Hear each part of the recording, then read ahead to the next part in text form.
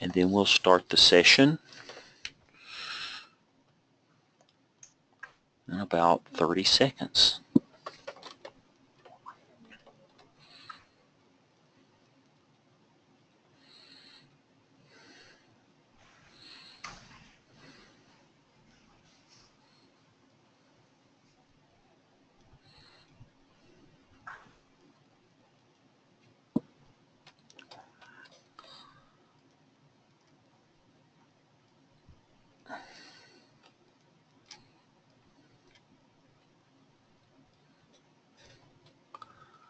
Okay, I'm starting.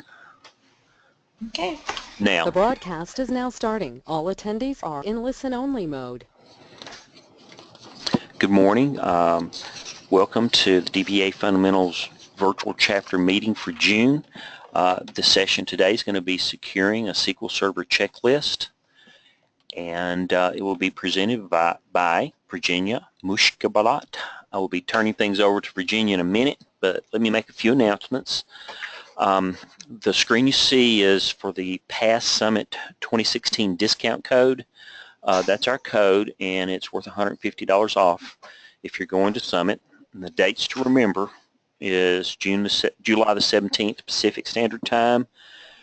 After that point, the cost goes up $400, and with the $150, you could get it for as cheap as $16.45 now. Later on, it'll be over $2,000. So if you're going to go, I would do that now.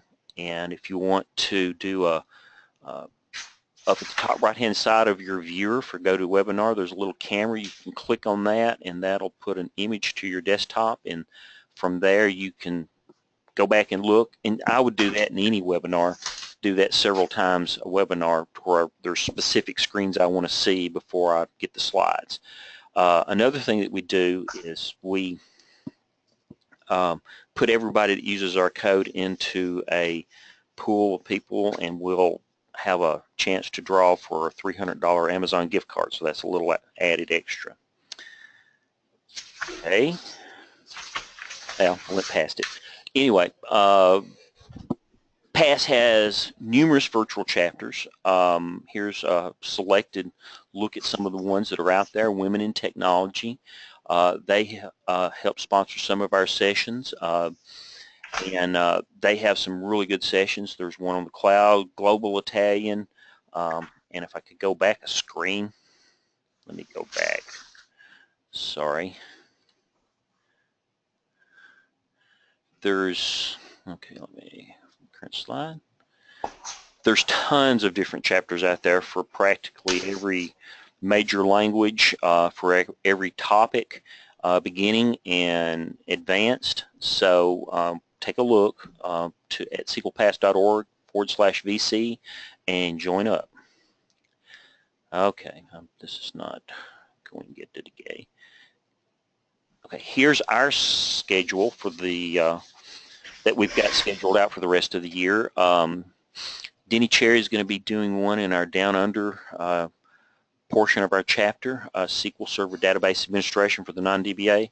Now that may seem pretty beginning for a lot of you, but Denny is such a good teacher, you'll get something out of it if you go to it. He's one of the best teachers and speakers out there. June the 21st, the Microsoft Tiger team is going to be giving us a presentation on enhancements that will make your SQL Server war. I know they're going to do 2012, 2014, and I think they're going to do some 2016 stuff too. July the 12th, Tim Radney is going to be doing one down under on the Azure SQL database for the production DBA. July the 12th, Kendra Little is going to be doing one, 3 skills every junior DBA must know, and then the Tiger team again on July the 19th with SQL Server performance monitoring and baselining.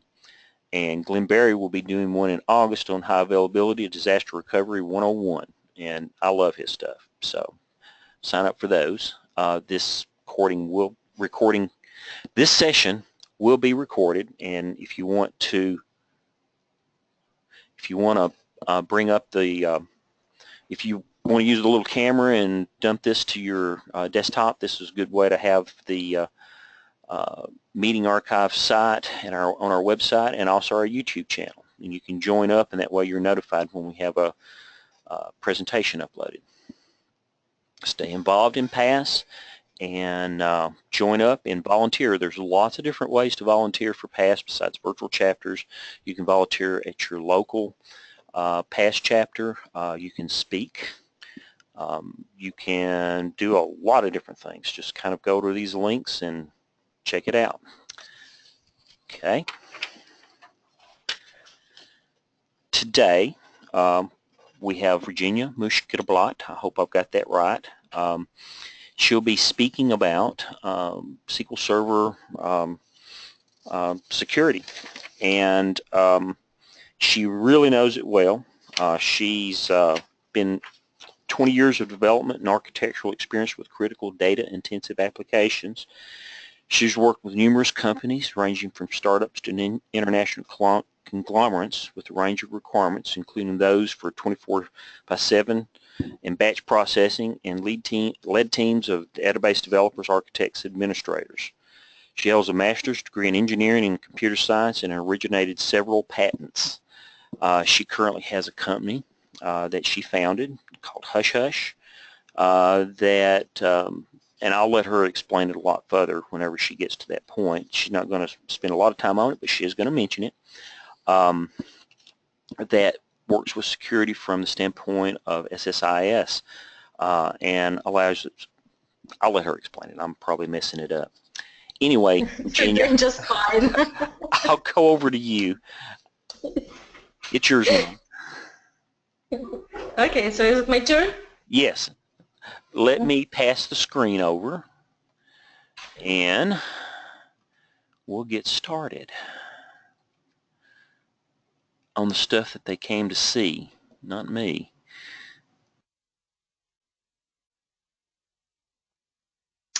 Okay, while the screen is loading, I will be saying thank you to everybody who found time out of their very busy working week to attend this webinar.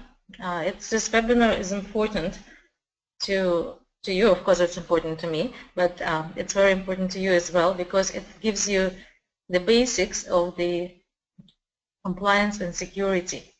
And I wanted to start today's session with definitions of security and compliance, but reconsider it.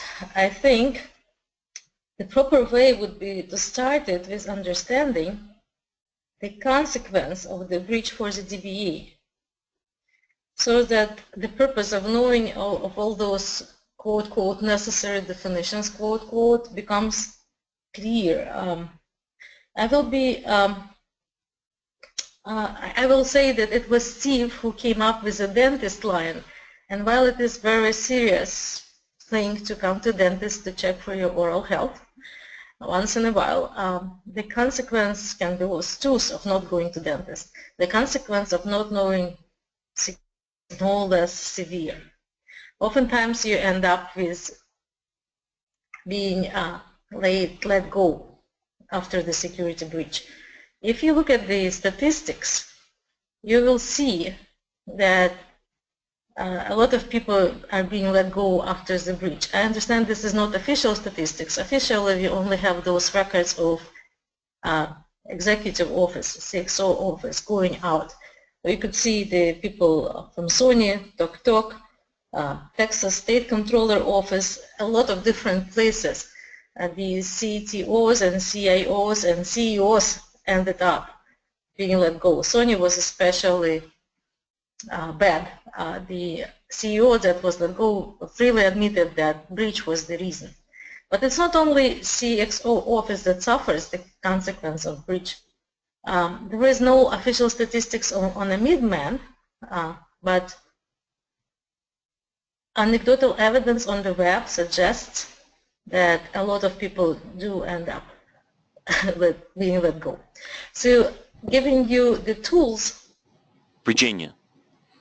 Yes, can you hear me? Your screen's not moving. I am not moving it yet. So giving you the tools would be important. Sorry. Okay, that's okay. I will be talking about the statistics. So this is about the definitions. To give you a tool, talk to your CXO. So neither you nor your CTO or CIO or whoever he is gets let go. So the agenda today is going to be, we are going to be talking about security and compliance correlation. What is security? What is compliance? What do you mean risk assessment?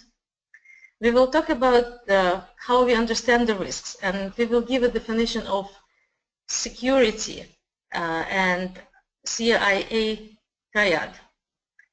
We also will talk a little bit about HIPAA security rule and PCI rule, how different compliances define your actions and how you define them under the compliance. And then there's going to be an interesting part for you because everybody likes to see all these hands-on demonstrations. We will start with showing where is the DBA in the picture. So I will have to explain the security framework, the points of vulnerability, threat classification, and I will start explaining to you how to prevent those breaches on each access point. I will explain the 4 who's, which relates to authentication, authorization, encryption, masking, and auditing. I will show you how to do the right passwords and why to do the right passwords. I will demonstrate encryption and masking. I will demonstrate the existing encryption in SQL Server starting with 2008 and above. And I will show the newest features, 2016 encryption and data masking, dynamic data masking. And I will explain SQL injection because we also prevent things in code. These sessions, starting with number 4, will have hands-on demos, and you will be able to see how I do things right in front of your eyes. This session is considered to be 101.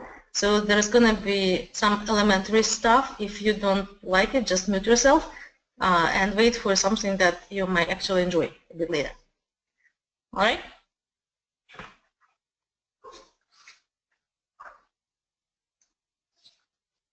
So as I promised, we will start with the definitions of security.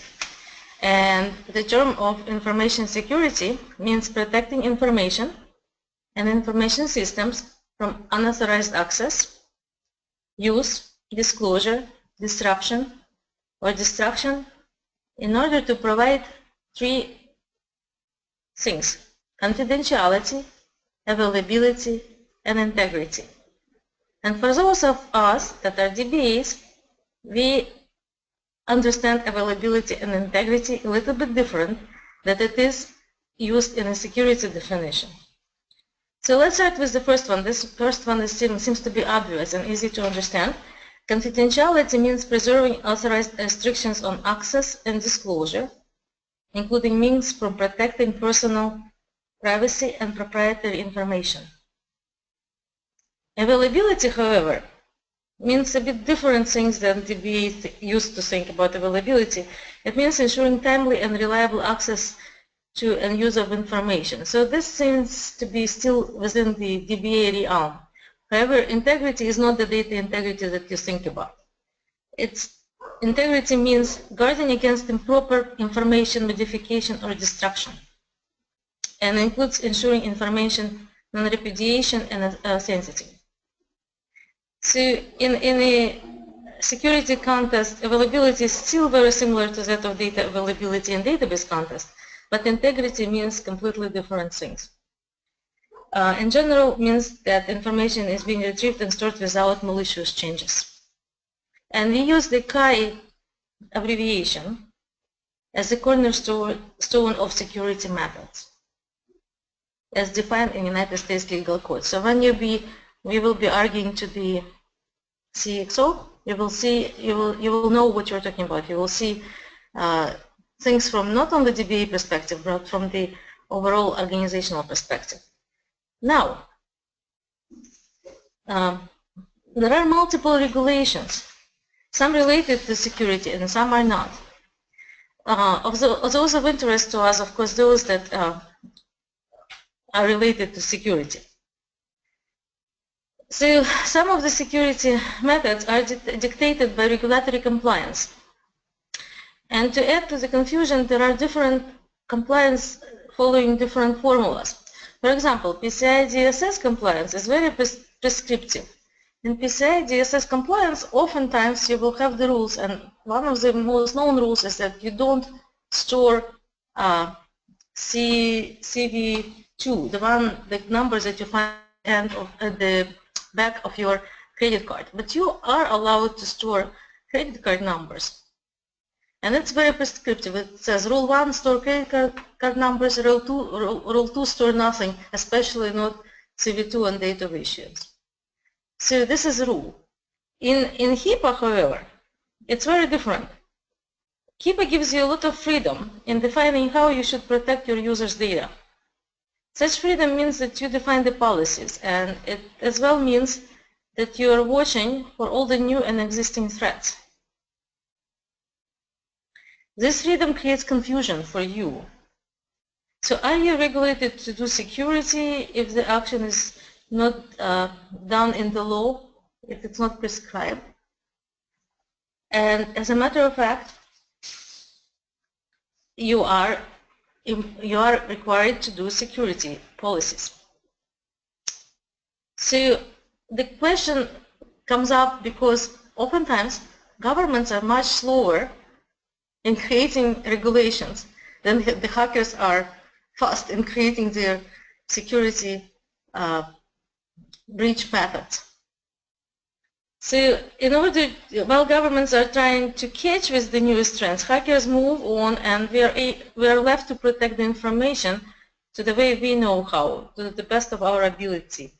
And that means that you have to watch every new coming threat on the market and protect against it, whether it is being regulated with compliance or not.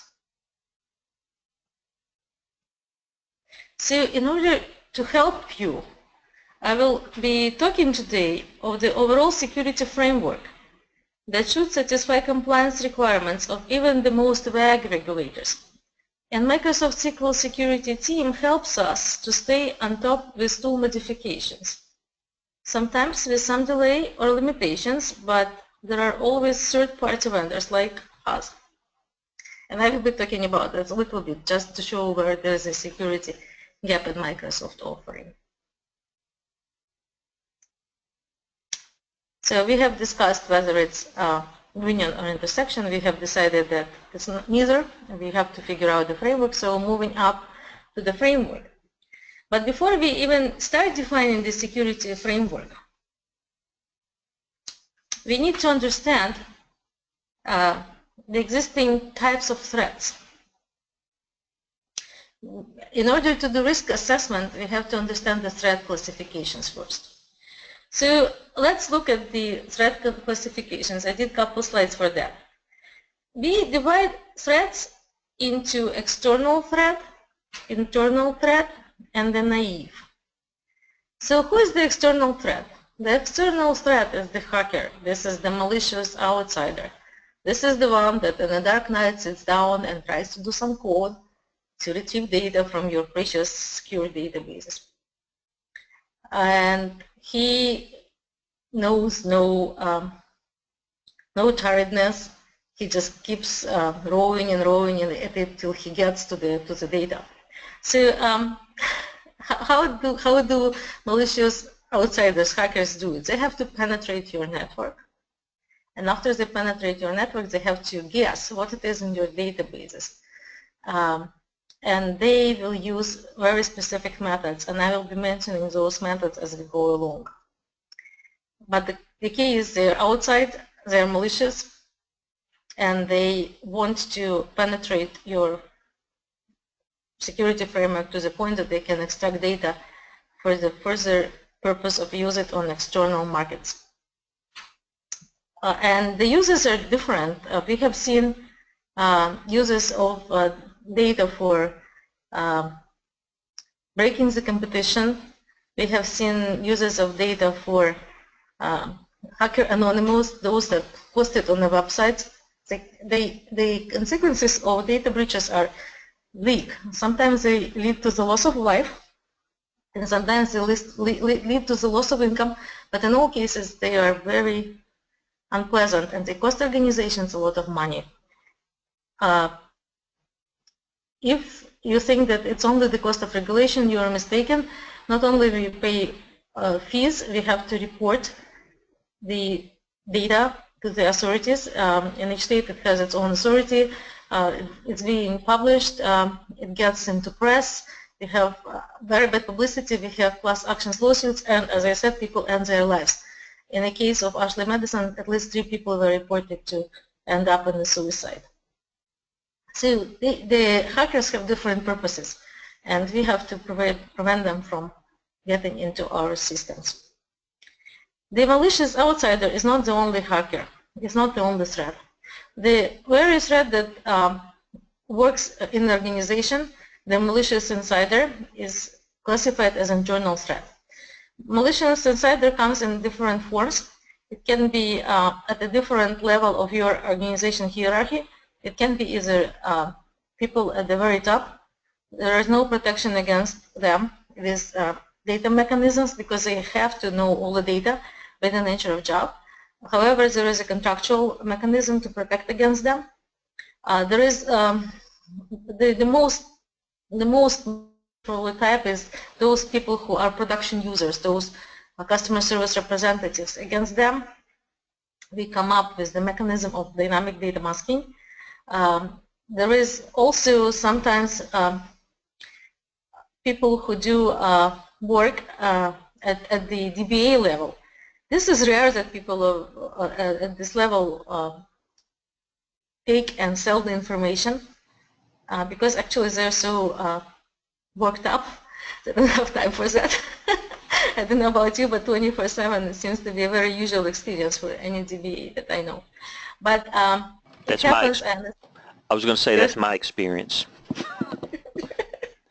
In 20 years, I rarely met a person who never ever worked on the weekend, so or at night. So with the DBAs, but sometimes we do outsource it to different countries, and we do need to protect. I will be showing the always-on encryption, and this is specifically for that particular case, the method of protection that SQL Server 2016 has. And oftentimes we have developer who is selling PII or sabotaging. There is not one case of a developer who goes and sabotages the who is let go and he sabotages the organization by knowing his prior passwords and knowing the organizational structure and data structure. And against such a developer, we do have several methods of protections, including change of passwords and including static data masking. And I will be talking about it also as well at the end of the presentation. So there is one more combination, internal-external combination of threat, the naive guy. We all know people who would just pick up some USB sticks, stick it into a machine, and there is a phishing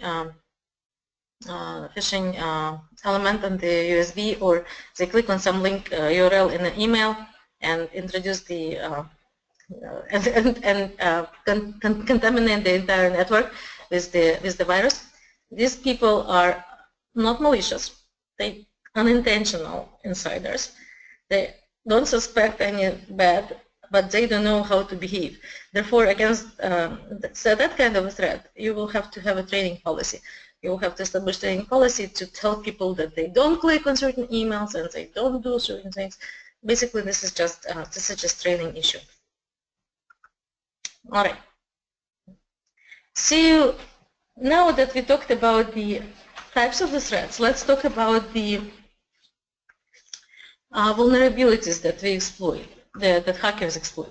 So how do they do that?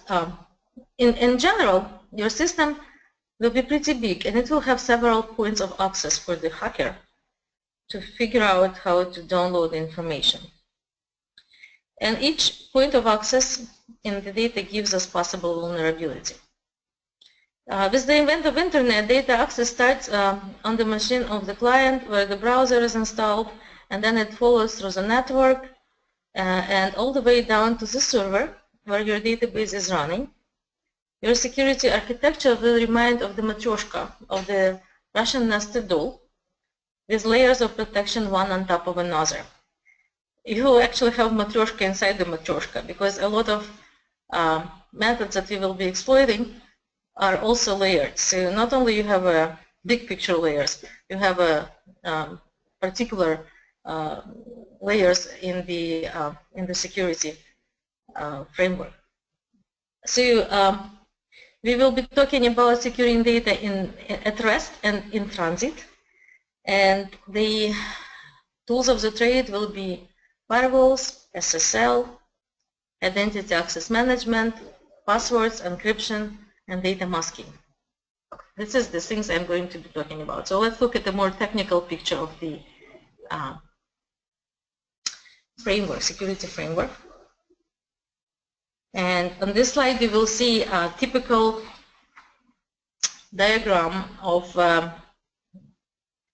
your organization system and organization, especially with the advent of all these managed devices. You will have websites, you will have mobile applications, all firing data back and forth. And for that, what we do, we traditionally start with securing the network against all these managed devices and websites vulnerabilities. So we start by creating what we call a firewall to protect access to the server over network. And I know that it's not necessarily a DBA thing, although in some smaller organizations you will be sharing the responsibilities of a DBA and a network sometimes administrator or a DBA developer. But if you will understand what firewalls do, you will be able to talk to the network administrators in your company, and you will find a common language. So what firewall is it's defined as any device or software used to filter or control the flow of traffic. Firewalls are typically implemented on what we call the network perimeter, and they function by defining trusted and untrusted zones. So basically, everything outside the firewall is untrusted. Everything inside the firewall is trusted. Because you already have controlled the traffic. You already know where the traffic comes through which port. So sometimes you will hear a terminology such as DMZ, delimitarized zone. It's like a war terminology, but you are in war with the hacker. So DMZ is a physical or logical subnetwork, and it contains and exposes organizations' external-facing services to usually a large and untrusted network, the internet. The most secure is the use of two firewalls. So sometimes you have not one, but two firewalls. The first firewall, usually called front-end or perimeter firewall, must be configured to allow traffic distant to DMZ only. The militarized zone is in between your firewalls, right here. And the second firewall, also called the backend or internal firewall, only limits allows traffic to the DMZ, from the DMZ to internal network. So you will have some networks here, web servers here as well. So let's say your website proxy or website server will be inside the demilitarized zone production server, and then inside your firewall you will have something like your SharePoint servers and other documentary servers. Virginia, Oftentimes, yes, sir. yes, there's a question. Would F5 devices be in front of the internal firewall or behind the internal firewall? Sorry, say it again. Which devices? F5 devices, the type that channel information from your web servers, and then it provides extra rules on top of that. It's almost like a firewall itself. It will depend on how you will define the policy. I would put them in the demilitarized zone, but your network administrator oftentimes has a different opinion. It will also depend on your application requirements. Okay. So not a single question can answer. Maybe if there is a more specific scenario, we will consider it and answer either at the end of the presentation or maybe even in a written form, we'll write a blog about it and Okay. post it on the site. Good Will it deal. work? That'll be All right. fine. So, and please do remember that it's 101, so I'm not going to very deeply into certain things, just showing you the capabilities. Okay? And I have some time limit here. Not much, but some. So, as a DBA, you will discuss with the network administrator proxy server setup, what goes into DMZ, what is in the internal zone, and then you will also discuss the ports, right? Usually, habitually, you only show those ports that are necessary, open those ports that are necessary for data in and out. Traditionally, database ports are 1433 for SQL Server. However, you may have name instance on a different port. You will ask them to open that one. Then you will also be doing some transfers of data. Not only you will be transferring data from SQL Server necessarily. You may have a standalone SQL Server integration services server that transfer data. That one has a port usually 135. And you will have all those SFTP servers and any other potential servers that move data in and out. You will have to discuss the port numbers with the administrator. And placement of the those servers either inside or outside or in an internal zone. You will also have to tell whether you are pulling data, pushing data, or both, because you can open port on in and on out. The thing is, if you can, by all means, use in your jobs pulling data in, then pushing out, because what happens, you can control what's inside, but you seriously can't control what's outside. So if you pull data in your transfers, somebody gives you their SFTP server, you're significantly more secure than giving your information to the outsider. Does that make sense? So I am going to stop here about talking about firewalls, and I will talk about the SSL a little bit. SSL is and TSL, which is a transport layer security and secure sockets layer protocols. They are both frequently referred to as SSL. And these are cryptographic protocols that provide communication security over a computer network. I cannot discuss much of the mechanism of keys, although I will mention them. But SSL was an interesting thing that SSL is an interesting thing in terms of how they do things, how people come up with such a mechanism. I would say that people try to secure their data, encrypt their data from the very ancient times. If you read Sherlock Holmes' Dancing Man, there is one of the ciphers described right there, the very first security cipher that's based on frequency analysis. Basically, Sherlock Holmes discovers the letter that has hieroglyphs all over the letter, and he figures out that the frequency of hieroglyphs corresponds to the frequency of the usage of an English letter, English alphabet letter in the average text, and he is able to decipher that. So if you were a child reading Sherlock Holmes stories, this was your first introduction to the cryptography. But ciphers are not very secure. So with SSL, the mechanism of breaking a message into packets and reuniting it at the end was very interesting mechanism that allowed to use the divide and conquer methodology on top of the cipher methodology. And I think that it might be an interesting read for you guys, how SSL is implemented. But in general, it's a pretty secure protocol, and you want to make sure the data that moves into your websites and out of them is secure with SSL. You don't do it in a database. You usually do it in IIS server by creating a key at which your cipher is going to be encrypted with before breaking it up, and then enabling the SSL option in the server, in IIS server. But what's important is that to understand how you can create the key. You can create the key either internally, or you can use the certificate. Either internally, certificate is like a little thing that allows you to use a phrase to put this into cipher, or externally. And external certificate is produced by a certificate authority. It's a third party, and you can use either one. But with external, you have to have some preparation, of course.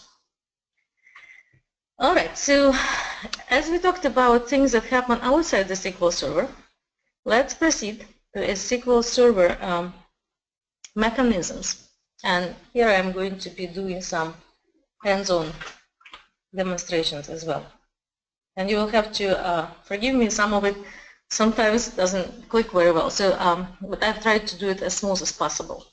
And I will be talking about the for who. When you get into database, what's important is actually to talk about for who. Who is it that needs access to your data? Who can do it?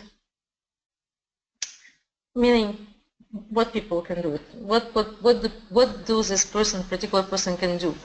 Can they select data? Can they insert data, update, delete, execute something? Who can see it? Even if they can insert data, doesn't mean they can see it. Sometimes you want to make sure that certain data is not seen to certain people. And who did it? This is not security. I will not be talking much about it, but you should understand that the property exists. It's audit property, so later on you can look at it and say, oh, we will be very compliant, and we've done certain things. So I will be talking about authentication, authorization, and encryption and data masking.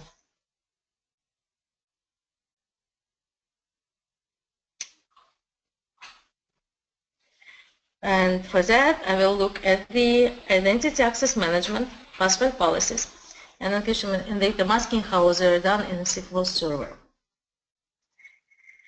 And the first thing that you need to do in order to access data in a SQL Server is you need to log in. So we will be talking about authentication and authorization together because they do come together. So let's look at the access and permission hierarchy of the SQL Server. SQL Server has, remember I was talking about the nesting dolls.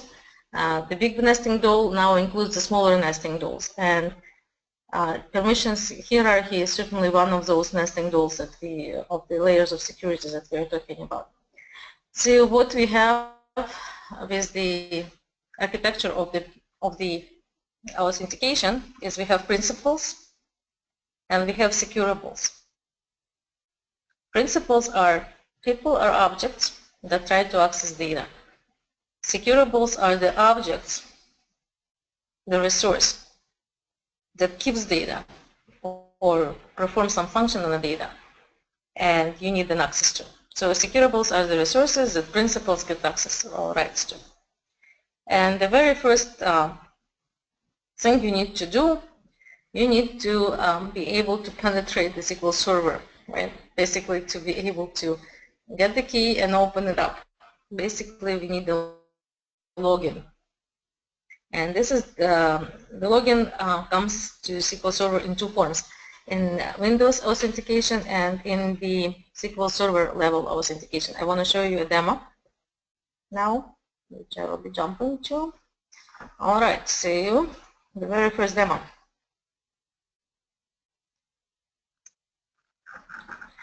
Can you see the screen well? Yes, you can see the screen well. It looks good. So, looks good. Okay, so here we have a script that I have created. I am in my server. I have myself logged in as a Windows authentication. What Windows login authentication is? It's a login that you have on your Windows machine, and it has its own password policy. Password being encrypted by the operating system mechanisms. You get the permissions in computer management. You will get the role on a Windows machine that allows you to access SQL Server in one of the roles.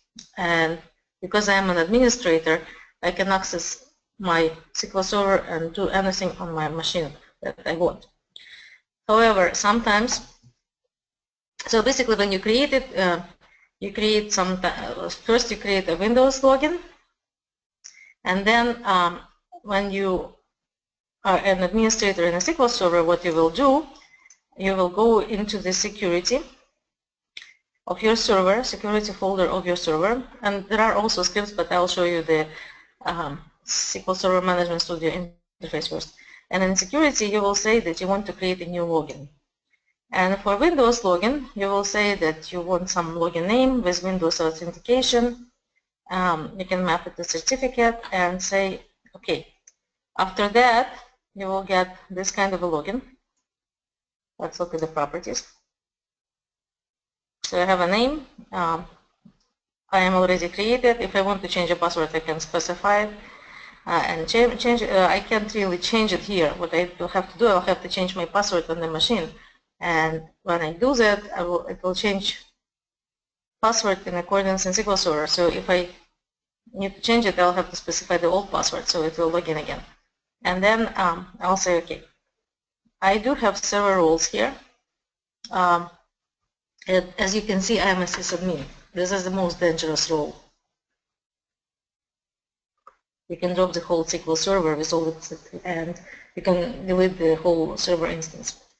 Not on just databases. You can delete all the databases as well. So sysadmin is the one that's called SA, and the one that the most important in establishing all the policies and everything else. Basically, SA keeps the key to the kingdom, and he is the most dangerous person. She, in our case.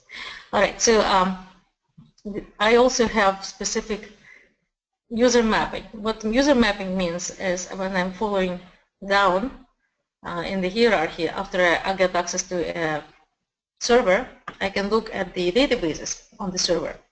And my server has a lot of databases.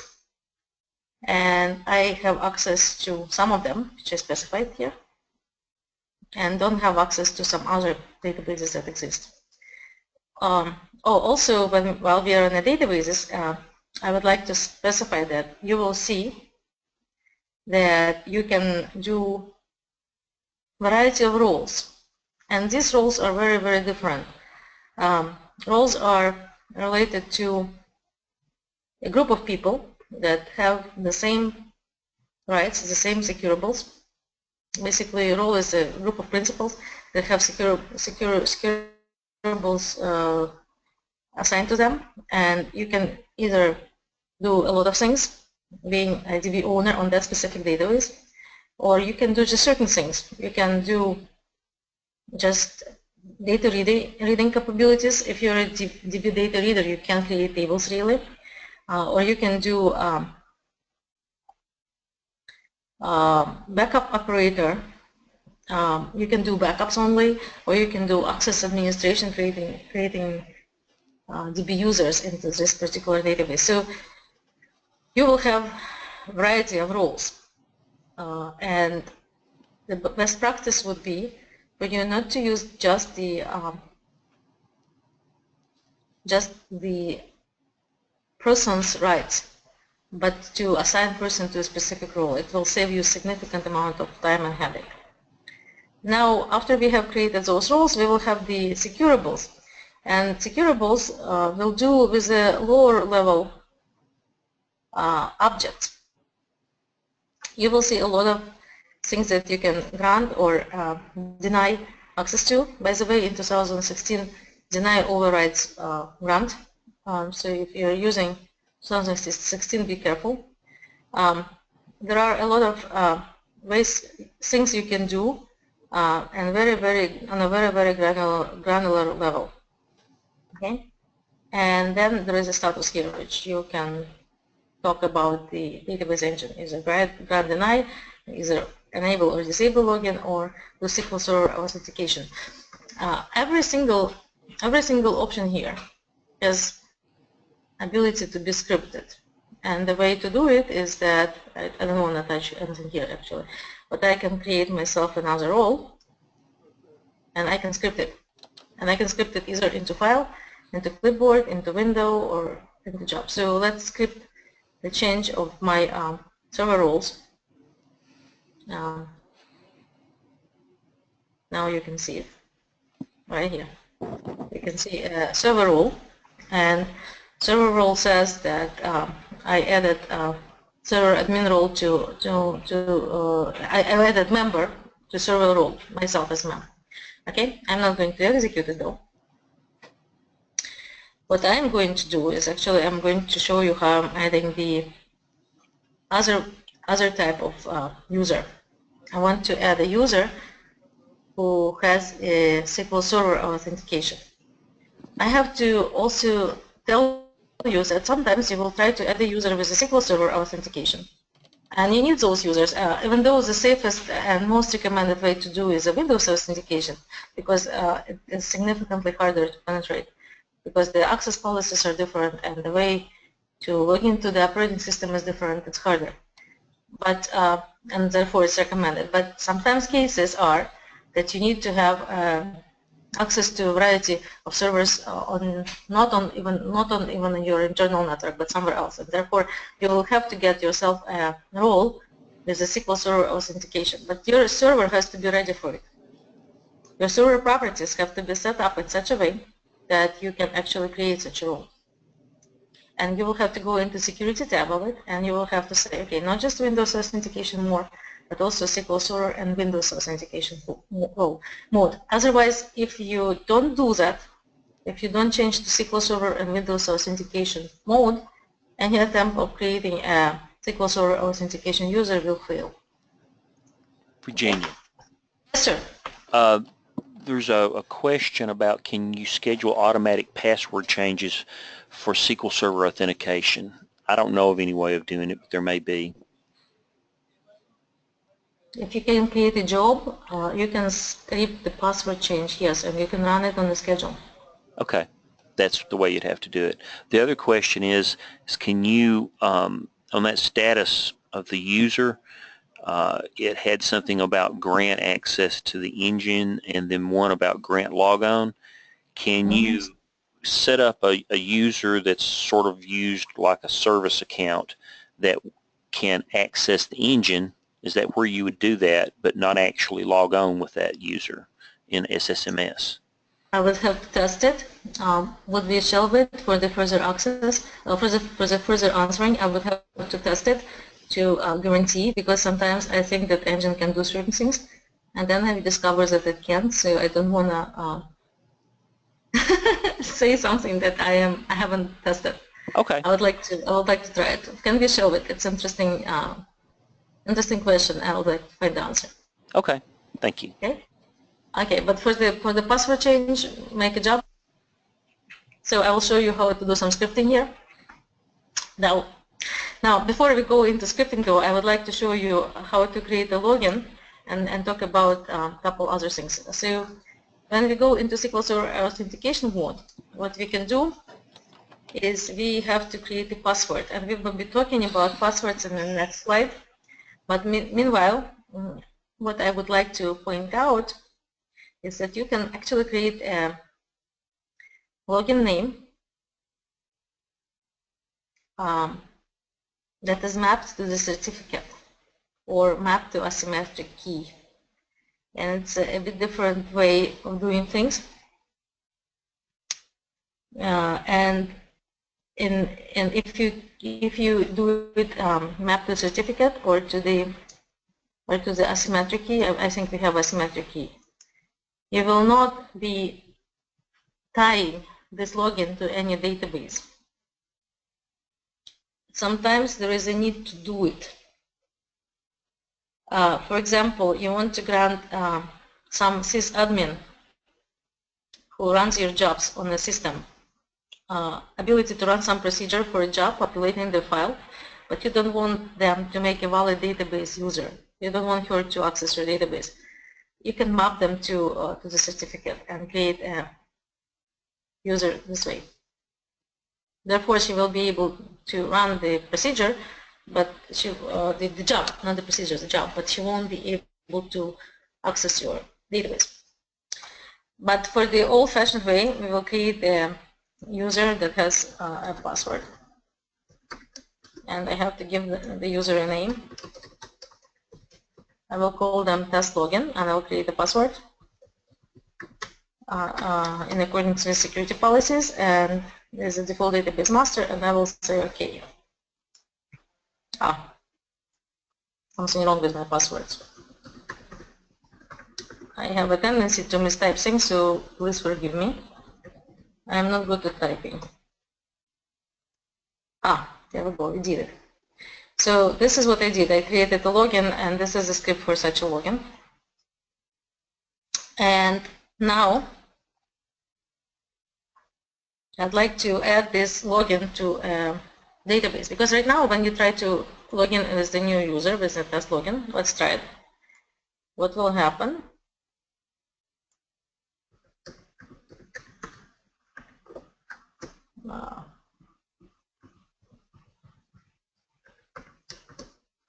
The first thing, it will ask me to change the password. So I will do that. Because I asked to enforce the password change policy, and I will change the password. Okay. Now I've logged in as the different user test login.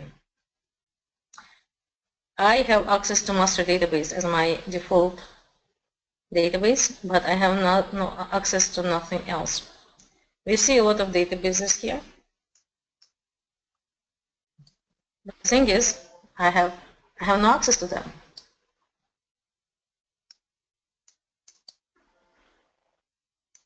Okay, I've tried enough. So MagicDB, good. Now I have no access to them.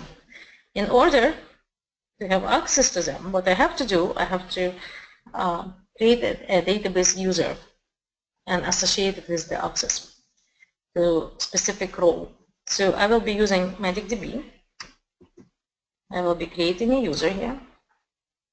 Let me move it so you can see the code. I will create a user here, and I will alter the role. So I have a user here now. If you look at the MagicDB database,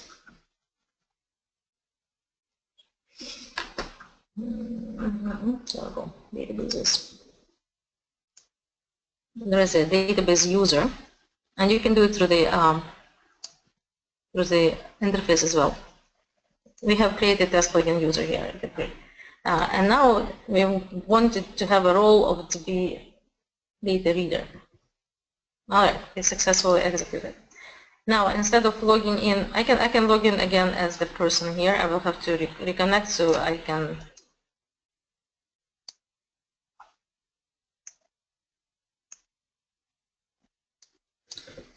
I have to reconnect so I can show you on the SSMS interface. Okay, the wrong password. I changed it to something. I don't remember what it is, of course. All right. I think I'm good. So now you can see that you can not only see databases, but MagicDB is now accessible, and you can see the tables.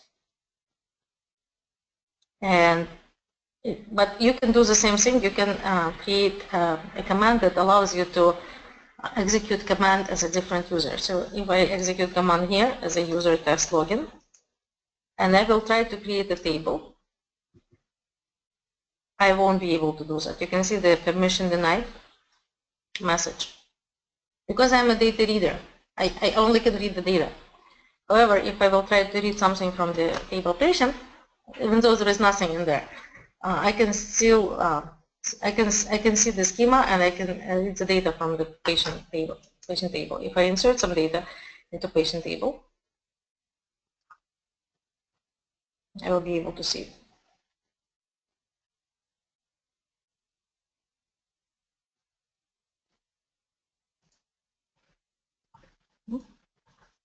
I can't insert the table. I can't insert because I am a data reader. I don't have a data write ability. However, I can do it as the administrator. I can do it here.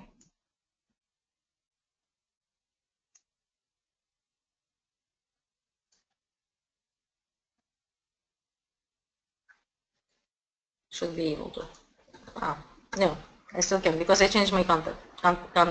I changed my context as a user test login. In order to change it, I have to revert. Excuse me. I have to revert the action of being a test login. Should be now able to insert the data. But what I want to do now, I want to show you how to clean up yourself. For example, you don't want to have this user any longer in a database and log in on a server. You can't just drop a login. If I will try to drop a login, I'll get the error message. Because first of all, I am logged on. So let me drop the connection first. Okay, I will disconnect and I will even kill myself. Who, and it's going to be a test login. Okay, I have 63 and 61.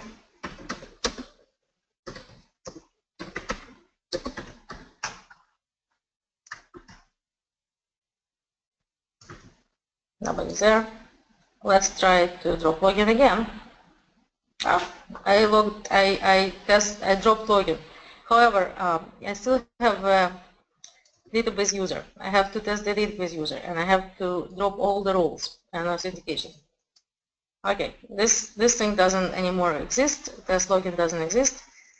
Or I do have permissions. I have permissions. So what we know for certain is that we have to return the data reader to a data reader. Otherwise, we have a problem. All right, so we cleaned up. Let's look at the security again. So refresh it. We'll look at the users. No test login user any longer. Okay. Coming back to the presentation. So when we look at the permission hierarchy, we can see, so we explored the securables that are logins, users, and roles. We assign the principals to it. What I would like to say, there is also table, view, function, procedure, queue, synonym type, and XML schema definitions. These are the most used securables. And in order to access table, you can assign principal either to a role that can see all the tables or just to the specific table. Or if you just want specific principal execute the store procedure, you will assign the store procedure execution. You will grant execution right on the procedure. So you will use statements grant and deny in order to assign the rights, assign the authorization to use the securables. And you can do it not only with the tables or schemas or views. You can also do it with application role, with assembly, asymmetric key, certificate, contract, full text catalog, message type, remote service, binding role, root service, symmetric key, user schema, with practically every single securable on the system. But since we were on the subject of principles and creating logins, we have touched upon a password. And I believe everybody in the audience heard not once but more than once that you should come up with a strong enough password for the security policy. And then you start wondering, what does this strong enough means? You know, is 1, 2, 3 strong enough? Or is ABC strong enough? What is strong enough? And what are the reasoning in creation the password policies? Let me tell you that there is an ISO 27001 which regulates the security policies on the server or in the organization. And one of them is that you have to create strong passwords. But it doesn't explain what strong password is. NIST, National Institute for Standards and Technology, explains has the whole document on explaining the passwords. So I would like to do one little thing. We will do an experiment with the password of 123 to understand the strength of the password of 123 and how the hacker would be trying to guess your passwords of the system. What are the methods of password attacks that they are using? From the password attacks methods consideration, is 123 secure enough? So let's assume we only have a policy that says we can use numbers 1, 2, and 3, those digits 1, 2, and 3, in creating a password, and the password should be of a length of 3. How many permutations can we have with that amount of numbers and these specific numbers, right? Because you can have 3 numbers out of 27 or 3 numbers of 3. It's a different story. So what you will do, you will start permutate. You will place 1 in the first position, and then you will place another digit in the second position. So you will go through all the permutations of the digits in each place, and you will come up with a number of permutations that is not 9. Okay, people think it's 9. It's not 9. It's significantly more. Okay, so you can count it on your own time. You will send it to me, and we will compare the numbers. How about that? A little work for you to do, but you can see the way we do it, right? We put 1 in the first place, and we put 1 in the second place, and we put 2 in the second place, and we put 1 in the third place, and we put 1, 1, and 2 in the second place, and 1, 1, and 3 in the second place, and so on and so on. So I would say that it would take hacker 5 minutes to write a code. Well, okay, let's put it half an hour if he needs to debug it and test it. So 5 minutes to write a code and probably milliseconds to run it against your system to penetrate the organization that only allows passwords out of 3 digits with the 3 orders in the number. However, let's consider the password policy that has at least 6 characters and a digit. So we will try to crack that password based on the brute force, not crack, decipher this password based on the brute force, the same amount of permutations. So how many permutations are going to be there? It's going to be 26 characters, upper and lower, plus 10 digits, and it gives us 67 to the 7th power possible combinations. So let's say we remove all letter words and all digit words because we require 6 characters and a digit. So there are like 52 to the 7th power of 7 plus 10 to the power of 7 forbidden passwords of length 7. The total combination, 67 to the power of 7 minus 52 to the power of 7 minus 10 to the power of 7 is still a pretty big number. I'm sure there are mathematical wizards in the audience. Anybody who can guess how many characters are there in the number of permutations left? I'll tell you it's more than 1 million. It's more than 100 million. Okay, it's a very, very big number. But you know what? There are still ways to get into your system to break the code. There are several ways hackers do, even if you have a very strong policies. So just adding a certain amount of letters and digits and non-readable characters doesn't really give you a complete picture. The recommendation would be to choose different, not only vary the password, but also use certain things, not use certain words. So let's look at the types of attacks to understand the recommendations and password policies. There are several forms of attacks besides the brute force. Brute force is an attack at which you usually take passwords and start creating all the possible permutations. You will take the existing words and then you will start adding characters to it, in some cases replacing characters based on a rule set in a controlled manner. But There's also a dictionary attack. The attacker attempts to guess the password using a list of possible passwords. And how does he know possible passwords? The possible passwords are those that are so dear to our heart, are those passwords that we can remember. The funny thing, what do you remember the best? You remember information about yourself and those who are close to you. So what you will do, you will either use the variation of your name, or variation of your address, or variation of your kids' phone numbers, or dates of birth, or favorite pet name. And this information is readily available to the hacker. It's information in the public domain.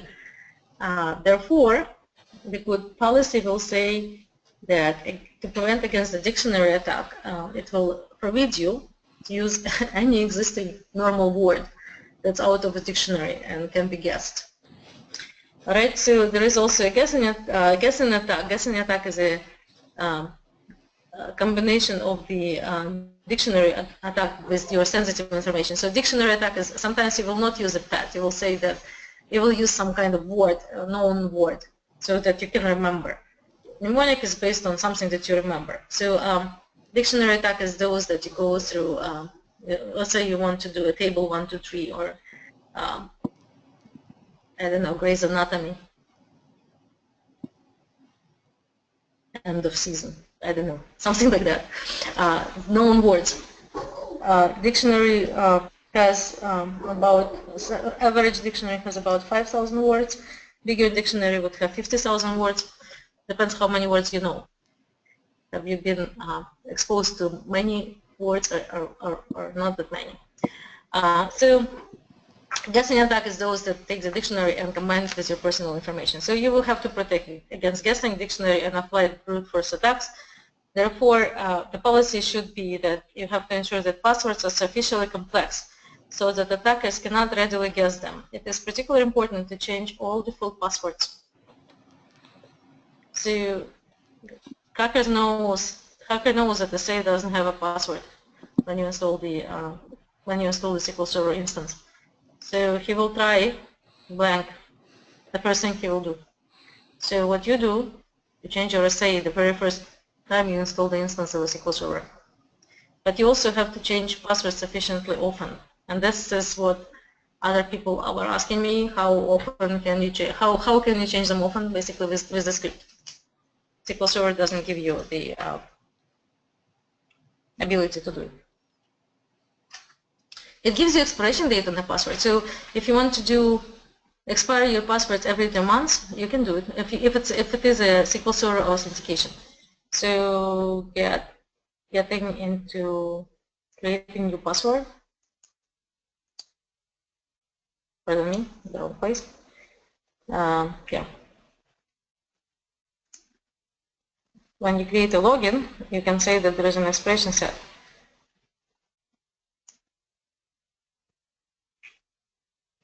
Of course, password expiration. Okay. All right. So now that we talked about passwords,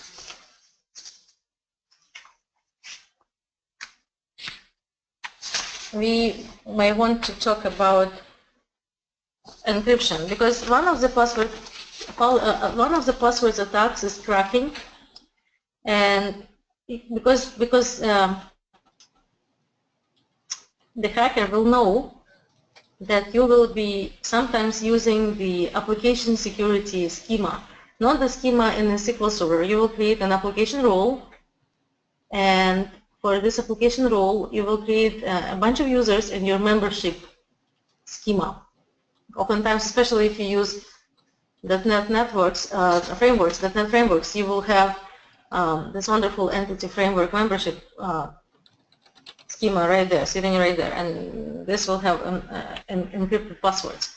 So the hacker knows that you will encrypt the password, and he will use the method that involves attempting to discover a character string that will produce the same encrypted hash as the target password. It doesn't have to be the same word, it just has to produce the same hash.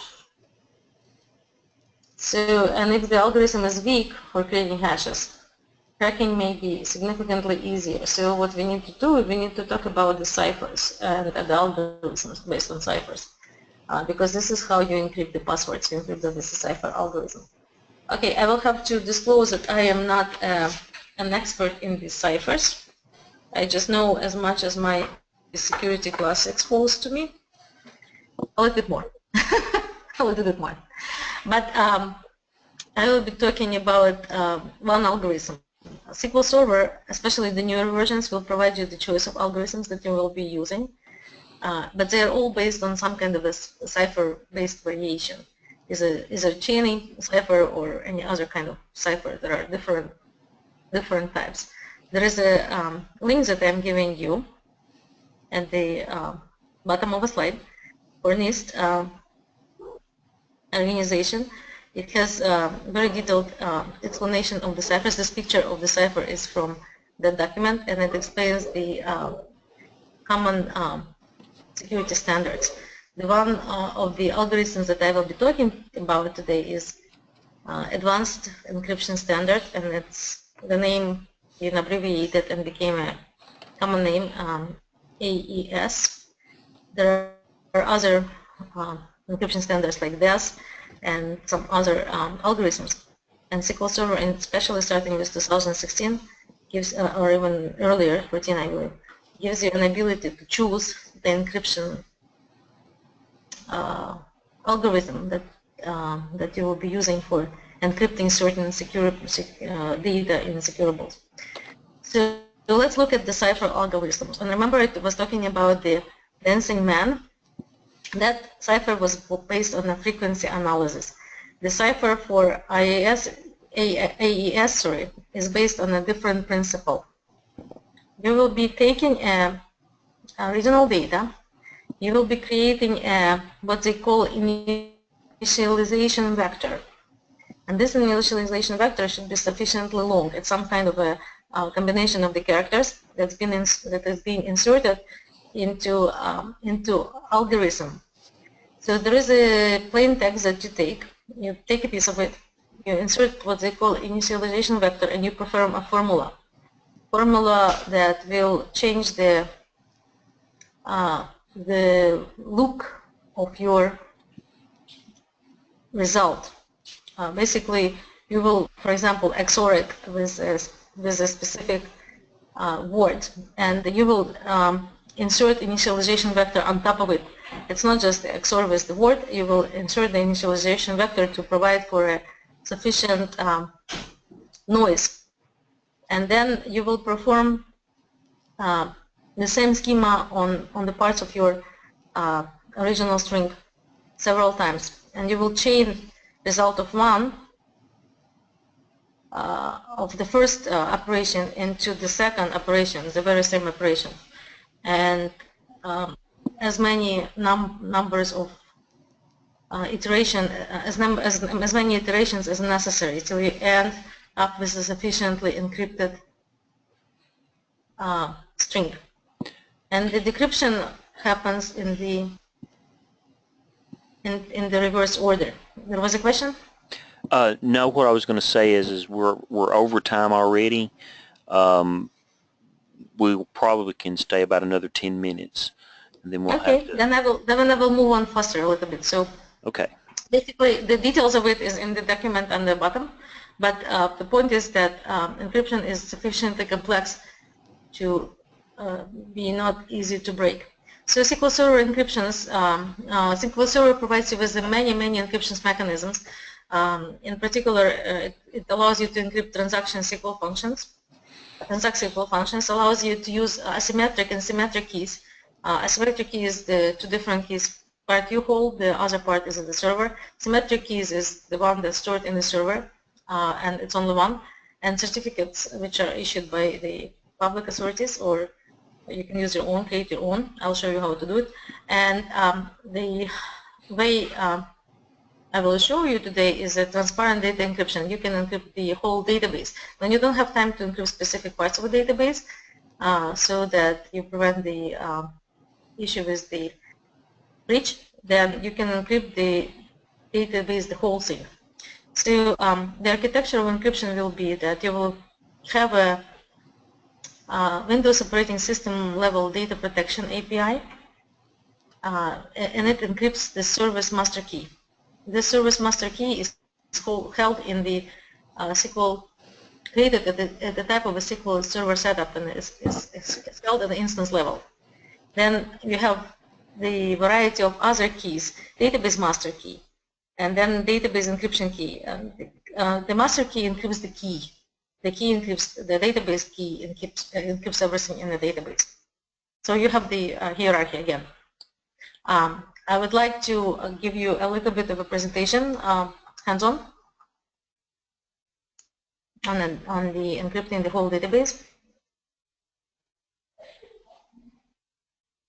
So basically you can see the syntax and usage of the keys. So what we'll do, excuse me, let me refresh it. All right, so what we will do, we will use the master database. We will create the master encryption with the password, and then we'll create the certificate. Okay, then we will use the security database. We will create a database encryption key with the algorithm. Algorithm we have chosen as AES-128, okay? And we use the encryption with the certificate. And then we will alter the database, security DB set encryption on. Now your database is encrypted. Nobody can see things. Now to go backwards, you will have to alter database with security DB. You will have to drop the key of the database. Then you will have to see if you have any certificates. Oh, we have some of them, quite a few. So I will drop this certificate in particular. And I will look what's in my master key table, and I will drop the master key. So here is what I have in the certificate. Now it's a bit less. Nothing of my origin, and I have nothing in the master key that was created for this database. So this is how you create and how you encrypt the whole database. It's not brain surgery, pretty simple. Now, if you do have time to figure out which data you need to encrypt, so you don't have to experience the performance hit, you will have to figure out what your sensitive data is. What is it you encrypt specifically? And 2016 gives you this ability. So in order to understand what your sensitive data is, you have to actually understand the data submodel. And majority of the industries where you worry about sensitive data compliance are health, financial, e-commerce, education, and government. But the rest of the industries also can have sensitive data, and you can define it per your organization requirements. However, for the compliance industries, there was a girl, her name was Latanya Sweeney, and she helped us to figure out how to identify this submodel of sensitive data. What is the sensitive data? If you think that sensitive data is only social security and credit card numbers, well, maybe passports, maybe SIN for Canada, you're mistaken. Not only unique identifiers, those as social security passports or your driver's license identify you. Tanya Sweeney was the first to tell the audience, to tell us that indirect identifiers can be as dangerous as the direct identifiers and re-identification of your persona. For example, she came up with a famous case that explains why zip code, date of birth, and gender alone, without knowing your name or social security number, can re-identify you personally, as along with the 87% of United States population. So if the hacker knows your date of birth, your state, your zip code, and your date of birth, and your gender, and creates a proper query, he can find you among the other database users and see the rest of the data as belonging to you. This has to do not so much with the security but with the privacy, but definition of secure elements applies to both, to encryption and data masking. And after you identify your secure elements, now you have to understand against whom you are protecting yourself. So you will either protect yourself as the data from the database administrator with always encrypted, protect yourself against the malicious user with dynamic data masking, or hide data from malicious developer with static data masking. And SQL Server gives you always encrypted and dynamic data masking, but it doesn't give you static data masking. We do.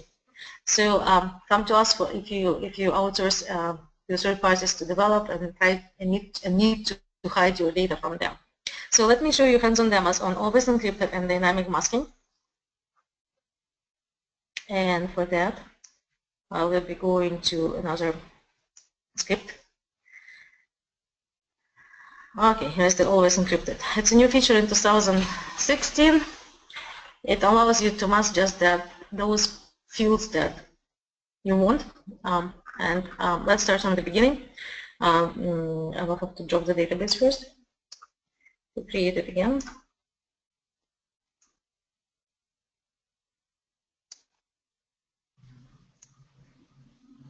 Okay, I don't have the database. Now I'm creating encrypted DB from scratch.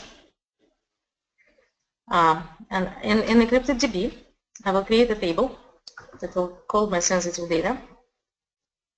And I will insert one record, two records, me and Steve's. So here's what we have in a table now. Okay, as a user with administrative privileges, I can see all the data.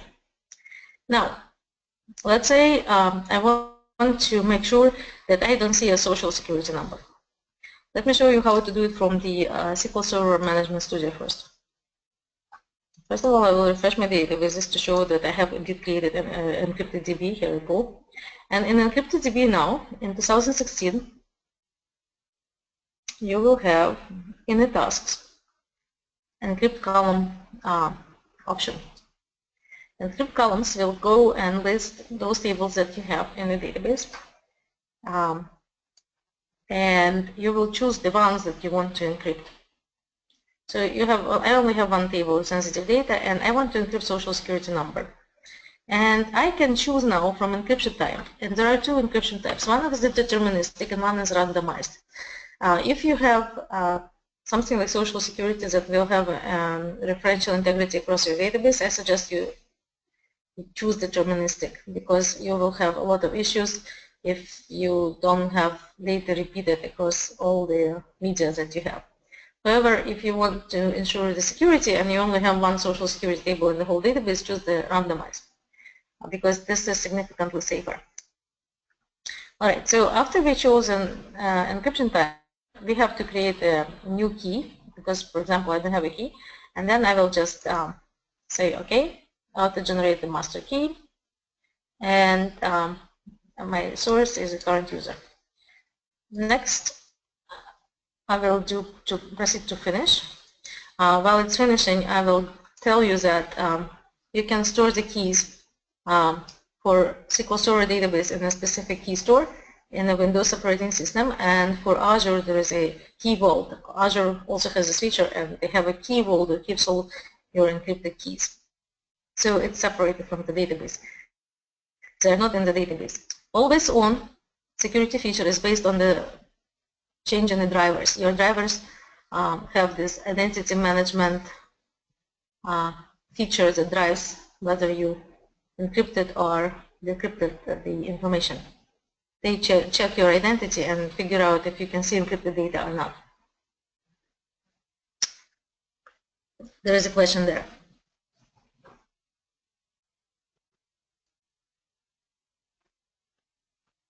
No questions. Okay.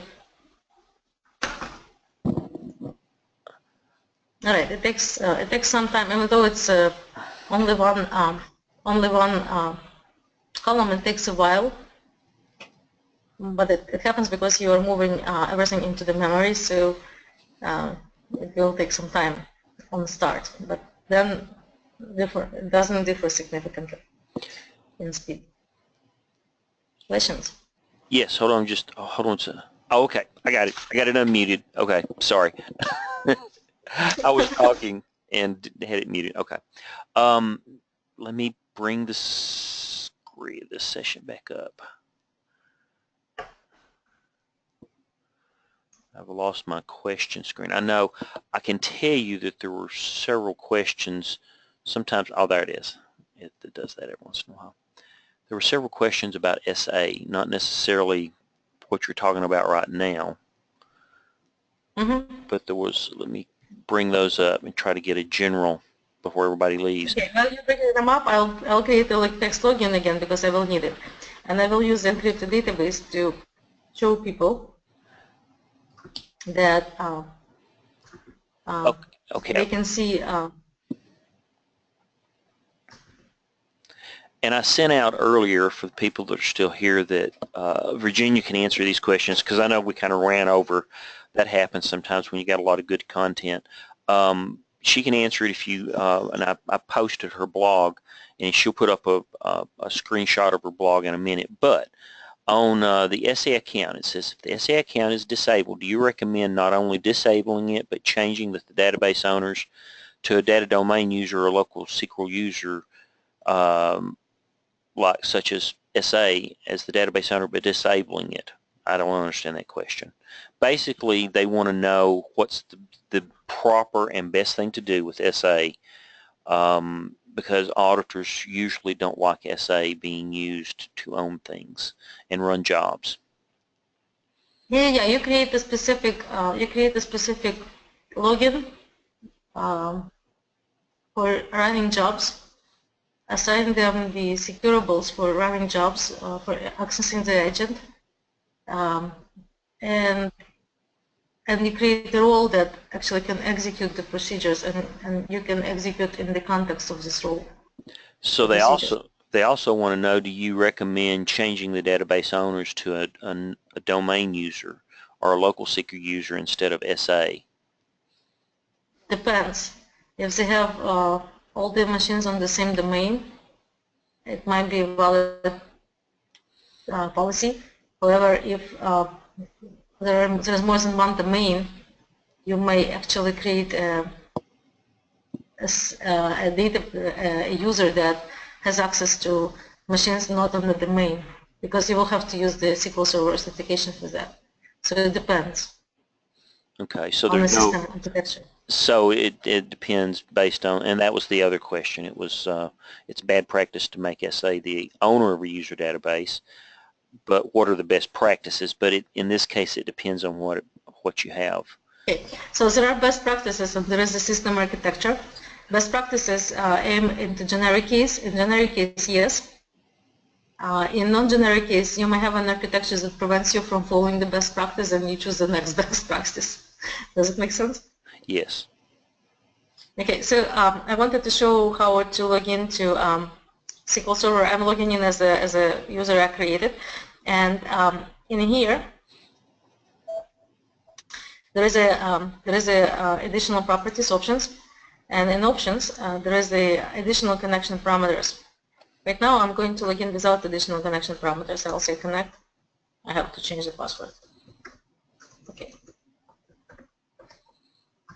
I will violate the policy for this, for the purpose of speed. Okay, and what I'm trying to do here, I'm trying to show you the encrypted data.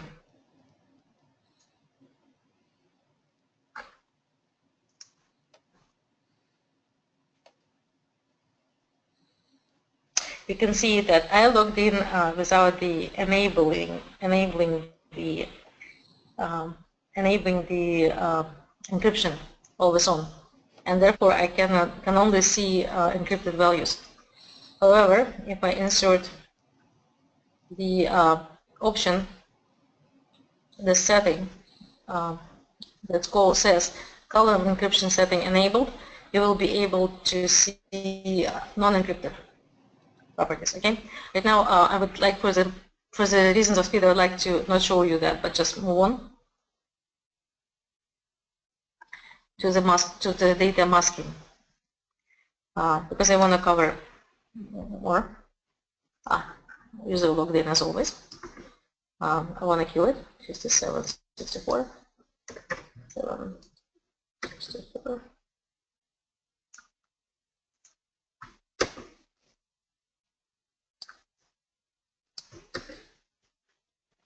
Okay, I don't have this again.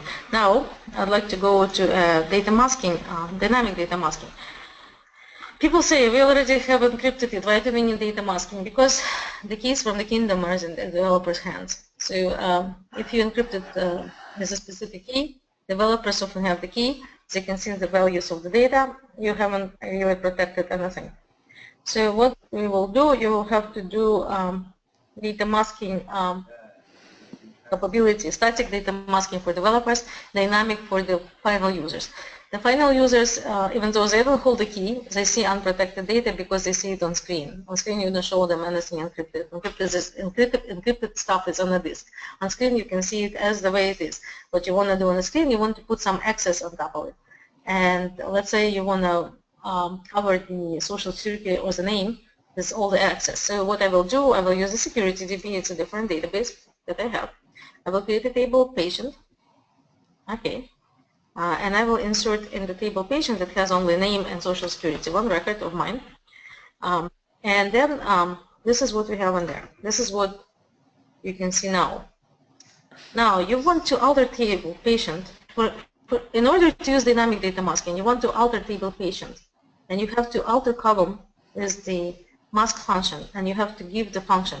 And SQL Server 2016 and Azure provides several functions. The most useful is default. It will cover a certain amount of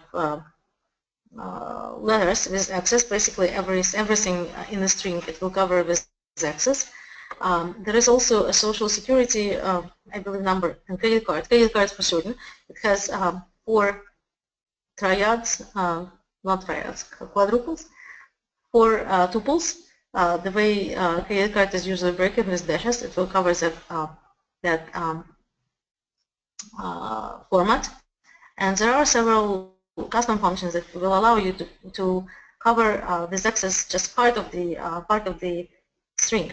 And if you want to do other data types, it allows you to cover dates as well. So let's look how we altered the patient table with the mask function on the social security number. I will have to create a login again. All right. And I will be executing as a test login. And I will be selecting things from the patient table. And you can see now my social security is covered with access. You cannot see the real thing. This is what the user at the application will see. Okay. Now if I revert and I log in as me, I can see the patient data intact as it was inserted. Okay. So this is data masking, dynamic data masking. Static data masking is not in scope of this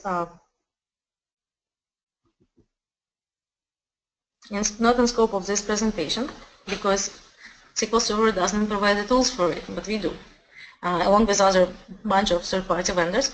And if you're interested in understanding how you do static data masking for the outsourcing application development for other people, third parties, or even just internally in the organization, because you have to do it per HIPAA and per GLBA and PCI DSS, please talk to us, and we will do a face-to-face webinar for you. Just request it on the site, and we will show you how to do it the right way. And what I want to move to is a SQL injection. And the SQL injection demo feature, Steve has helped me, and another person named Stanislav Lebidinsky, who works for us, he helped us also to create the presentation. And what SQL injection is the way to code your applications, right? Because no matter how well protected networks are, or how much encryption you have on your database, or even if you use the data masking, you can do pretty dangerous things with the SQL injection. Because SQL injection is the way you coded your application. So Steve suggested that I use the Bobby's tables, and Bobby's tables is a cartoon that explains the principles of SQL injection. If you look at the cartoon, you will see that little Bobby has a name, and the name is Robert, and then there is an escape character, and then there is a separation character, and then after that you have drop table statement. And this is basically what this vulnerability exploits. It exploits the special escape characters in the code, and knowing that the code can be done in a dynamic fashion with concatenations, these escape characters might help you to introduce a specific statement that will drop your table or allows you to select data from a table that you are not supposed to see. And this is how hackers will exploit your database.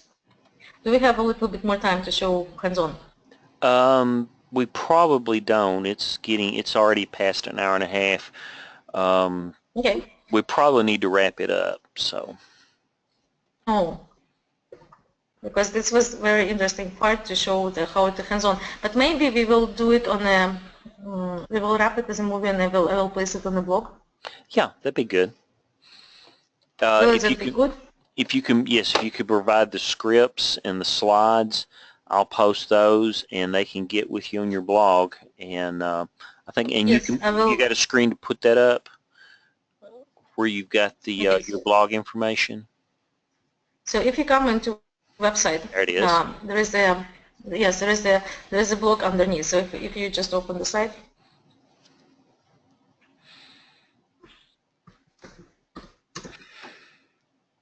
If you just open the site, you will see the blog information in the news, or you can just click on the blog, and it gives a list of blogs.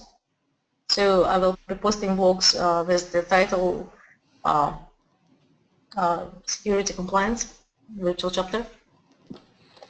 We've actually got quite a few questions that we didn't have time to get to. I'll send those questions to you, and you can get the answers on Virginia's blog. Okay, I will try to answer all of them ASAP, but also please understand that I will be putting things in writing. That means I cannot change it after all, so it will take me some time to make sure that everything that I said works. All right. So give me, I don't know, depending on number of questions, but give me a couple of weeks to answer all of them. Okay. Okay. And I really appreciate it, and just say goodbye to everybody that hung around. I appreciate it. Thank you. Thank you so much. Sorry guys that I usually have time to put things together, but this time I will have to extend it a little bit into the blog. All right. Thank you. Thank you, everybody. There's quite a few things here. I'll wrap this up at the end, and I'll send you the questions. And there's a lot of people who said they were appreciated. So yeah, there's at least 15 or 20 questions that we didn't get to, but we were running behind on time. I'm sure that and I've never really presented before. All I've done is just host, and I don't do a very good job of that. But I can imagine it's very difficult when you get going and you're talking to keep up with the time. We had a lot of people hang around though. I mean, I was surprised that it usually drops if a lot of people are just like they've only got an hour scheduled for lunch and they have to get back to work. It didn't drop, but maybe 20-25% when we went past an hour. So there's a lot of people hung around for quite a while, so I think you were doing a good job. Okay, that sounds good. That sounds good. Thank you everybody who attended. I really appreciate your attention, and I know it's very hard to get time out of work. And I will continue. I will do SQL injection presentation because we have it very nicely presented. So I'll do all the printouts and write it down and answer all the questions. Yeah, in fact, I think that one was a real cool one too. So yeah, it's going to be a series of blogs. Every question will get a blog item, and it will all be posted on the site. Good deal. Okay, well, thank you. Thank you. Bye. Bye.